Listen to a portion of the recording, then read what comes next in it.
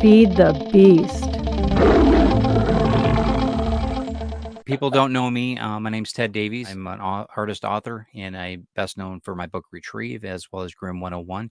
And John, how do they know you? Well, I'm John Celestri. I've been a classic 2D animator since the early 70s, and animating the first appearance of Boba Fett in the Star Wars Holiday Special. So everything that you see about Boba Fett comes out of that little place. That's right.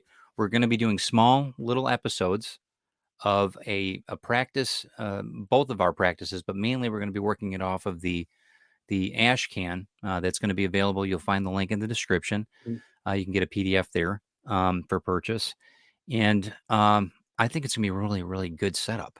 Are you excited about it? I mean, I think that Yeah. I mean, I'm excited because it gives a chance for people to look over my shoulder or your shoulder and see, okay, how do you get something from beginning to end? And that's the hardest thing to do is to take a kernel of an idea and then develop it into something that is actually satisfying to a reader. Right. And if we can use the food analogy even further, we're taking these ingredients to make cuisine versus making lunch.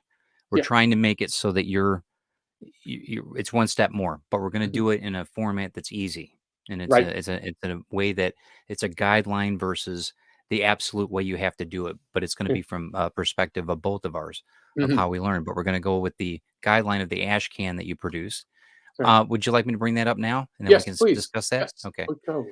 Very good. Awesome. Okay. So I think yeah, you can see it real well. Yep. There you go. Okay. Yeah. And so with this, you'll note it's 1, 2, 3, 4, 5, 6, 7, 8 Post-it notes. Now, what I do, my process is to jot down on a Post-it note an idea, one basic idea, and then put it on an 8.5 by a 10, 11, 8.5 by 11 sheet of paper, and just keep tacking them on.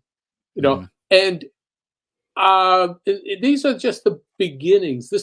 I didn't write them down in any particular order. That's the important thing.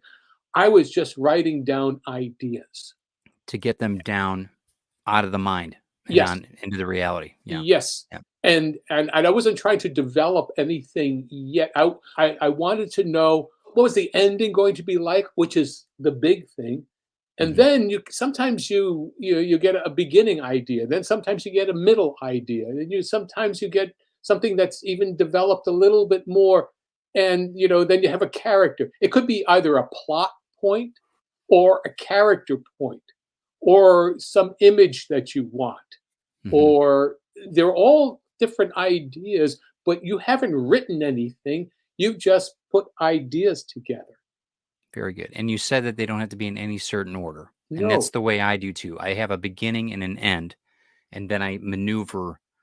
I do much the same way with Right. with that. So with the I stick it Post-it notes, because I think that's very important that you've got some type of plastic movement. You can move things around. And Right. that's very important. Very, very important. Right.